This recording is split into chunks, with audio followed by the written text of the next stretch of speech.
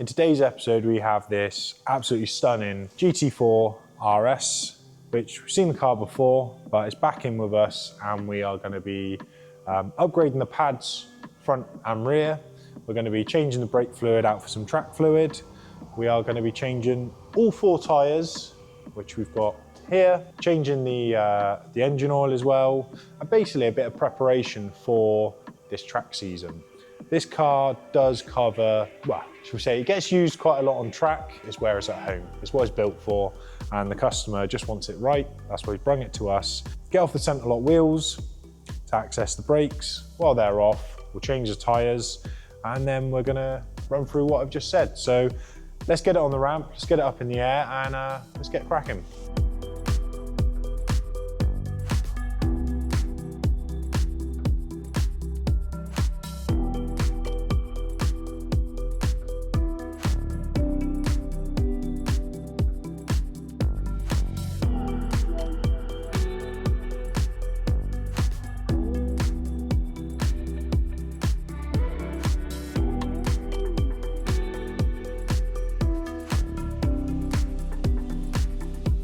The dream team are back.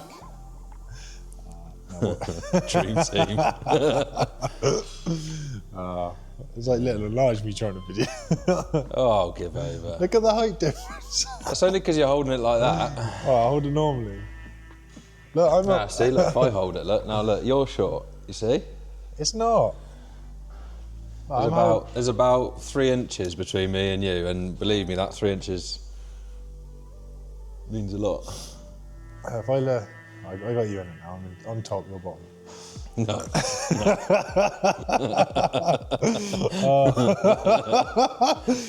First job is going to be cracking off the centre lock wheels. So we've got a special tool for taking that centre cap out, and then we'll use our big torque wrench and the Porsche tooling for removing these centre caps. They are high torque, so it does take a bit of effort. You have to do it on the ground, sometimes having somebody hold the brakes as well. So we'll just quickly show you how to do that. If anyone who doesn't know, There is a hidden little compartment. There seems to be a lot of nervousness about using the centre lock tool, and a lot of places won't use it for some reason. But yeah, if you go under the scuttle panel under here, right next to the alarm siren is... Just got this one on a cam, look, and there he is. And then in the centre, there is that's the tool for removing the centre cap. a proper Porsche tool. No screwdrivers needed. Nope. We've seen that before.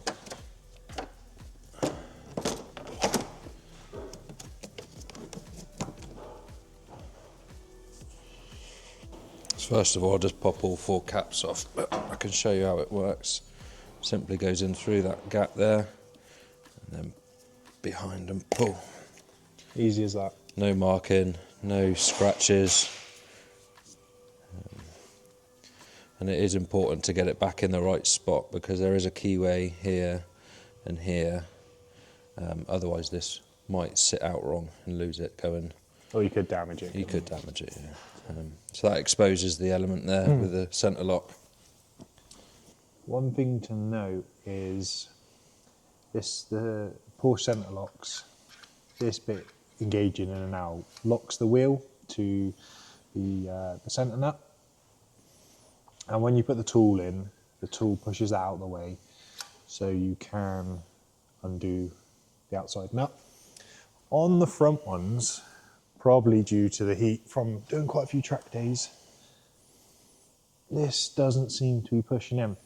So we will have to get a bit of rubber and a rubber hammer, just tap them just to push the pin in, because without this pushing in, you won't be able to actually undo the nut, because this is like a safety mechanism. So when this locks out, it locks everything in place. Otherwise, it would come loose. So that's our first job to do.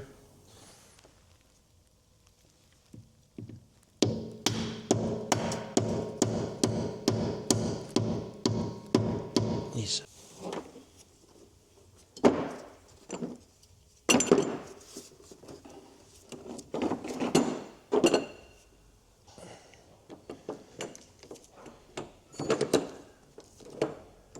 Well, it's taller than you, Adam.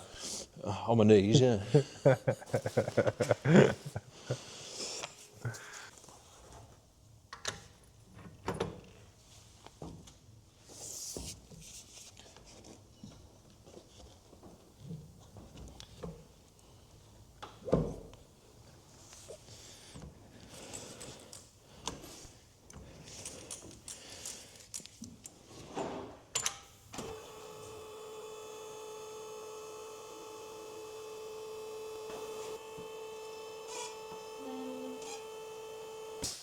Okay, so we've unseized the centre lock spring, and you can see now it is moving in and out freely on its own. So what we're going to do is we're going to take this centre lock out and replace it with this sliding tool. So we just hand tighten this one in, and that allows us to move these wheels out and off the car without any risk of damaging the carbon brake discs and any damage to the rim either.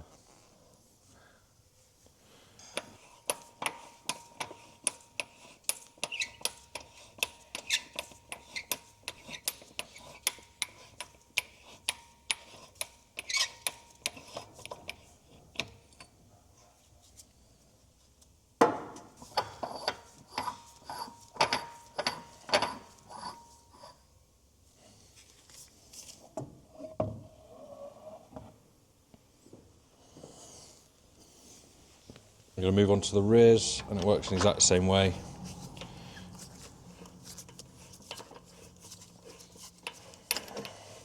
Admittedly, it's generally the fronts that you're at a higher risk of damaging the ceramic disc, because the disc is it's bigger on the front and so is the caliper, but we don't want to take any risks because the discs are very expensive. Yeah. Can't remember the list price on one of these, can you? They're about £5,000–6,000 plus VAT for a Porsche ceramic. Wow. So, more than your life's worth. More than I can afford, pal. There we go. Textbook, removed, safe. Absolutely no risk of damaging that ceramic disc. Interestingly, what we have noticed is this car, so say from the customer, had the Manti racing pads from Porsche, and they are made by Padgett, so they are Padgett PMC01s. And when you look online, there's like a fast road pad, but these are actually a track specific pad.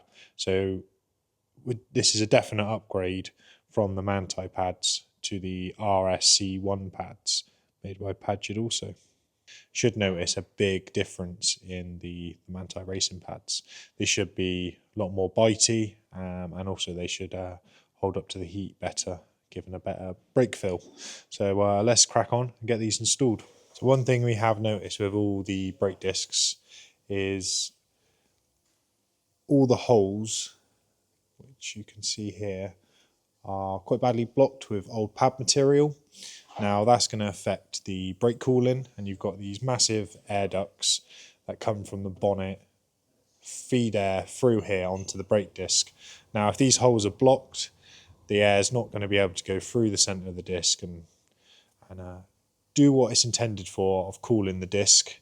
And also the pad, when you can get some like pad build up and gases from the centre of the pad, it needs to exit through these spots. So we are going to clean all these little holes out, then blow them out of the airline so that there's no previous old pad material to affect the new brake pads that are going on. Yeah.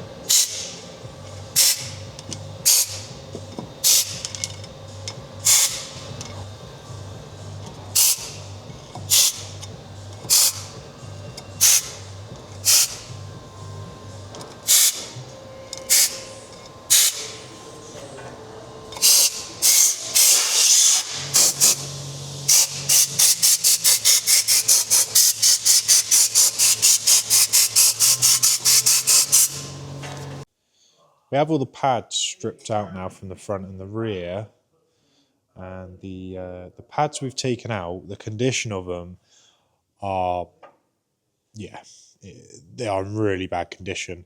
So we see on this one, you can actually see where they've probably got too hot, because it looks like they've glazed on the top, which says to me that this pad is not good enough for the driving that the car's being exposed to. Yeah. So we're in need of basically a better pad. But yeah, you can see there, that part of that pad's just completely disintegrated, and the pads are very unlevel. And like I said, you can see this material here. All the darker black areas are actually where the pad's glazed over. So you can see around the edges there, across there, across there. And you can see in contrast to a new pad what it should look like. There's the front pads. And yeah, it's the same again on the front. Obviously, these are a little bit rusty. I suspect that's where the customers washed the car and then left a bit of water on the car, and that's what's gone rusty. So that's not actually unusual to see, but the actual surface area, it's not flat, it's not smooth, and it's in desperate need of changing for a better pad, more for the driving style of what the customer is using it for. So we'll get these new shiny pads back in the car, won't we, Adam? Yes, we will. Smile.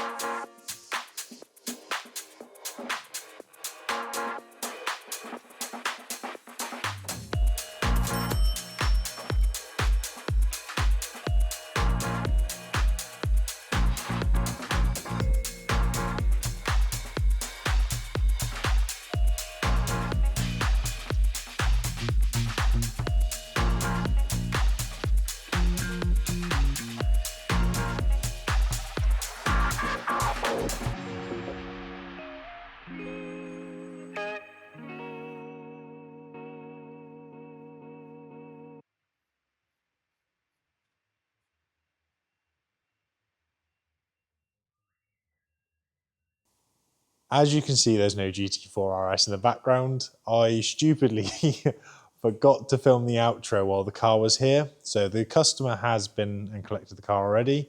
But we completed the work, went out for a test drive, made sure everything was good, because the customer was taking the car straight from us Friday morning to a day at Silverstone on Saturday, and then a day at Donington on the Sunday as well. So it was going straight from here and straight to work. And from what he says, he's reported that the brakes are a huge amount improvement, not surprised with the pad condition, and they're obviously an upgrade. So customers all happy. I will link in the next video, when working on these cars, if you don't do stuff properly, how you end up with a damaged ceramic disc and what it looks like. That happened to a car that we had come in from somewhere else on a yellow GT3. So that'll be the next video along suggested. Yeah, if you like the video, give us a thumbs up and subscribe to the channel, and watch out for the next week's content.